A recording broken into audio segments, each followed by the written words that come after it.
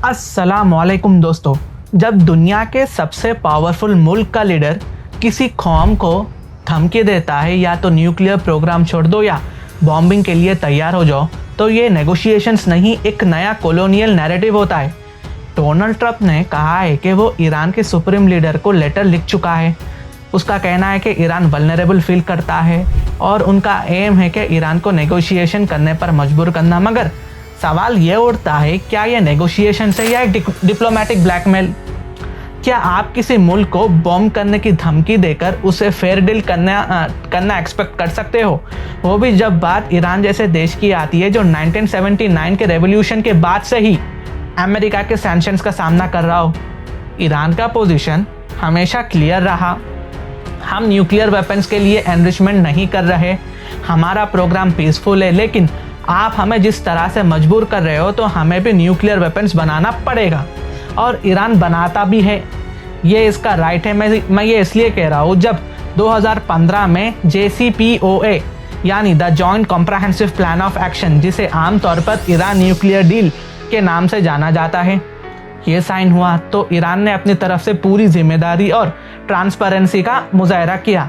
Iran ने IAEA international atomic energy agency, जो दुनिया भर के न्यूक्लियर प्रोग्राम्स को निगरानी करती है, ईरान ने इनको अपने फैसिलिटीज़ में इंस्पेक्शन करने की फुल परमिशन दी कि भाई आप आइए हमारे ईरान में और इंस्पेक्शन करिए। यूरेनियम एनरिचमेंट लेवल्स को स्ट्रिक्टली कैप किया गया। ईरान ने हर मोड कंप्लायंस पे इसका सबूत बताया, लेकिन इसके बावजूद 2018 में डोनाल्ड ट्रंप ने ना सिर्फ डील तोड़ दी बल्कि ईरान के खिलाफ फिर से सख्त सैंक्शंस भी लगाए बिना किसी लॉजिकल जस्टिफिकेशन के।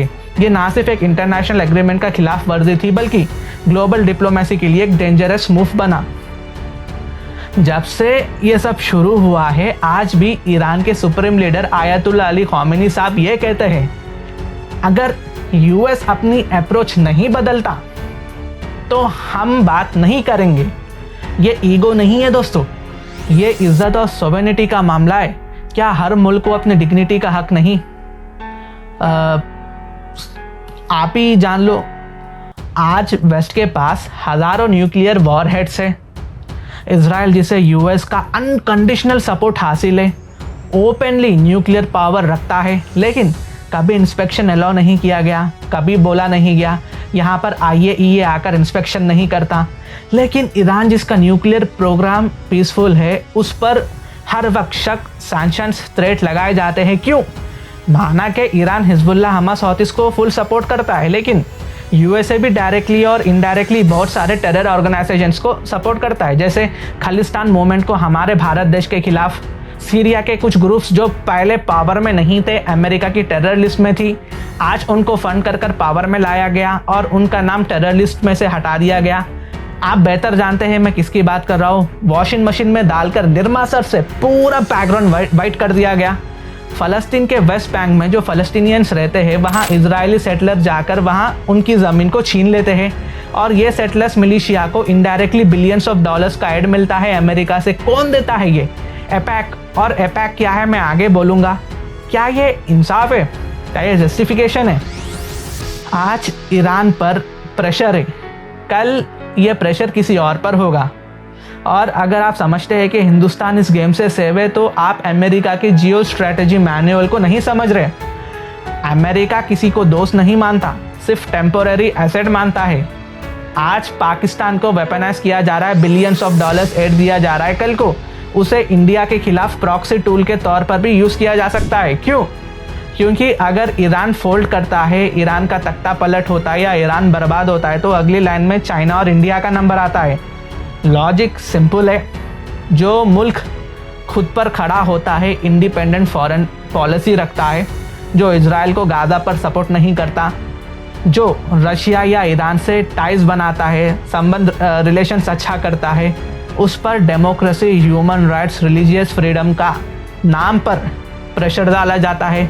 समझने के लिए, अपने फ़ायदे के लिए लोगों को या गवर्नमेंट्स पे प्रेशर डाला जाता है काम निकालने के लिए, और अमेरिका इसमें माहिर है। हम पास में कई सारे इसके रिलेटेड चीज़ें देख चुके हैं। First we sanctions, then we isolate, then we bomb, all in the name of peace. ये अमेरिका की पॉलिसी है। अफगानिस्तान, इराक, लिबिया, सीरिया और अब ईरान। एज एन इंडियन, क्यों इंडिया, क्या इंडिया सेफ है? वक्त आएगा जब इंडिया को भी चूज करना पड़ेगा, सॉवरेनिटी या सबमिशन। पाकिस्तान को तैयार किया जा रहा है, ईरान को आइसोलेट किया जा रहा है, मिडिल ईस्ट को डिस्टेबलाइज किया जा रहा है। सब कुछ एक बिगर डोमिनो प्लान के अंदर हो रहा है दोस्तों। और जिस दिन अमेरिका फ्री हो गया ना, तो हिंदुस्तान, हमारे देश का भी नंबर भी लिखा जा चुका होगा। ये वक्त है सोचने का। अरे हमको जहाँ से बिलियंस ऑफ डॉलर्स का पैसा बचता है, जहाँ से सस्ता क्रूड ऑयल मिल सकता है, हमारे फॉरेन पोर्ट्स के ज़रिए भारत को बिलियंस ऑफ डॉलर्स का पैसा आता है, कमा सकता है, वहाँ उस कंट्री से हिंदुस्तान को ट्रेड करना रोका जा रहा है और हिंदुस्तान को ऑर्डर किया जा रहा है कि देखो तुम इस कंट्री के साथ ट्रेड मत करना, और जो ईरान के साथ हुआ कल को ये किसी और के साथ भी हो सकता है। यानी हम पूरा एक सर्कस में आ चुके हैं गाइस। अब हम डोनाल्ड ट्रंप और ईरान के supreme leader ayatollah Ali Khamenei साहब पर आते हैं। दोनों ने क्या क्या स्टेटमेंट दी। डोनाल्ड ट्रंप ने कहा है कि here will be bombing if they, यानी Iran don't drop their efforts to develop nuclear weapons. ठीक है, फिर दूसरी धमकी आती है, I think Irani concerned, I think they feel vulnerable, I don't want them to feel that, I think they want to meet, यानी Trump से मिलना चाहता है ईरान। तीसरी धमकी, I have written to Iran supreme leader to call for nuclear negotiations and warn of possible military actions if Tehran refuses। मनमानी है ये एक धमकी भरी डिप्लोमेसी है जिसमें मुंह पर शक्कर है लेकिन हाथ में छुरी भी है। जब ट्रंप ने लेटर भेजा, धमकी दी और नेगोशिएशंस का ड्रामा चलाया, शुरू किया ये सब, आयतुल्ला अली ख़ामेनी साहब बिल्कुल साफ जवाब दिए इसका। ईरान का स्टांस क्लियर था, US threats will get them now here, यानी उनका कहना है कि अमेरिका की धमकियों का कोई फायदा नहीं होगा। दूसरी फिर आता है statement, if they do anything malign against Iran, we will respond with reciprocal measure। मतलब अगर कोई ईरान पर अटैक करता है तो ईरान भी उसके बराबर का री अटैक करेगा, और ईरान ने यूनाइटेड नेशंस को पहले ही चिट्ठी लिखकर इन्फॉर्म कर दिया है। तीसरी, negotiations under pressure are not negotiation, there are surrender. किसी के दबाव में आकर समझौता करना वो समझौता नहीं होता, बल्कि दुश्मन के सामने हथियार डालना होता है। ये जवाब सिर्फ एक जुमला नहीं है दोस्तों। Iran have the guts. भले ही ईरान की एयरफोर्स ऑडिटेड होगी, लेकिन मिसाइल और ड्रोन के मामले में वो बहुत ज़्यादा आगे निकल चुका है। और बीच में खबर मिली है कि ईरान ने रशिया से सुखोई 35 फाइटर जेट परचेस किया है, तो ये बहुत बड़ा अपडेट है। और रशिया भी अब ईरान के सपोर्ट में खुलकर आ चुका है, क्योंकि यूक्रेन की बात नहीं बन रही है ट्रंप के साथ। मतलब ये यूएस उस कौम की हिस्टोरिकल रेसिस्टेंस का रिफ्लेक्शन है जो दशकों से सैंक्शन, सबोटेज और वॉर स्ट्रेट फेस कर रही है, लेकिन कभी घुटने नहीं टेकी। ईरान ये क्लियर मैसेज दे दिया है, तारीख गवाह। ईरान ने सद्दाम का इराक झेला, ईरान ने वेस्ट की प्रॉक्सी वॉर देखी, ईरान पर कई सारे असैसिनेशंस हुए, वेस्ट ने सैंक्शंस को हथियार बनाकर बहुत सालों पीछे ईरान को ढकल दिया। बहुत बार इनकी सालों की मेहनत पर पानी फेर दिया गया, लेकिन फिर भी अगेन ईरान अपनी स्ट्रैटेजी ऑटोनॉमी को सरेंडर नहीं किया। ये करने दोस्तों गट्स होना चाहिए। आज अगर ईरान वीक होता तो शायद डील कर लेता, लेकिन ईरान समझता है कि इज्जत के साथ जीना मुसीबत के साथ जीने से बेहतर है। और सुप्रीम लीडर का ये स्टांस दुनिया के लिए एक मैसेज है दोस्तों। एक और बात यहाँ पर आप टाइमिंग को ऑब्जर्व करना। जो बाइडेन की प्रेसिडेंसी के टाइम क्या बात अचानक से इतना ज़्यादा आगे बढ़ चुकी थी कि ईरान पर बॉम्बिंग ही कर डाले। नहीं, यहाँ पर ट्रंप का एंगल आता है। ट्रंप को अमेरिकन ज्यूज का बहुत बड़ा सपोर्ट है। यहाँ पर एपैक का रोल आता है। एपैक क्या है APAC? American Israel public affairs committee. ये कोई आम कमेटी नहीं है, बहुत पावरफुल है। ये अमेरिका का सबसे ताकतवर इजराइल सपोर्टिंग लॉबिंग ग्रुप है। समझाता हूँ, एपैक यूएस कांग्रेस और यूएस प्रेसिडेंट दोनों को इन्फ्लुएंस करता है ताकि इजराइल के फायदे के पॉलिसीज बनाया जाए। अब आपका सवाल होगा, ठीक है जी, ट्रंप को एपैक ने कैसा सपोर्ट किया? एपैक को डायरेक्टली पैसा नहीं देता, लेकिन एपैक नेटवर्क के डोनर्स ट्रंप को मैसिव फंडिंग देते हैं। यहाँ देखो, Miriam Edelson, Israel supporter billionaire, ने ट्रंप के लिए $200 मिलियन से ज़्यादा पैसा डोनेट किया। $200 मिलियन, सॉरी। और यहाँ तक कि एपैक उन यूएस सेनेट्स के लिए यानी उन यूएस मेंबर ऑफ पार्लियामेंट्स पर पैसा लगाता है जो इजराइल को सपोर्ट करता है और फ़लस्तीन के खिलाफ है। यानी एक तरह से यूएस इलेक्शन में पैसा लगाकर यहाँ पर क्लियरली इंटरफियर किया जा रहा है। और ये मैं नहीं कह रहा हूँ, ठीक है, मैं नहीं कह रहा हूँ, पॉलिटिको की रिपोर्ट के मुताबिक एपैक ने अमेरिका के अंदर इलेक्शन सिस्टम को हाईजैक कर लिया है। ये ग्रुप अब रिपब्लिकन डोनर्स का पैसा लेकर यूज करता है डेमोक्रेटिक पार्टी के इलेक्शन कैंडिडेट्स को गिराने के लिए। और वो कौन है आगे बोलूँगा, उनके चंद नाम आपके सामने रखूँगा।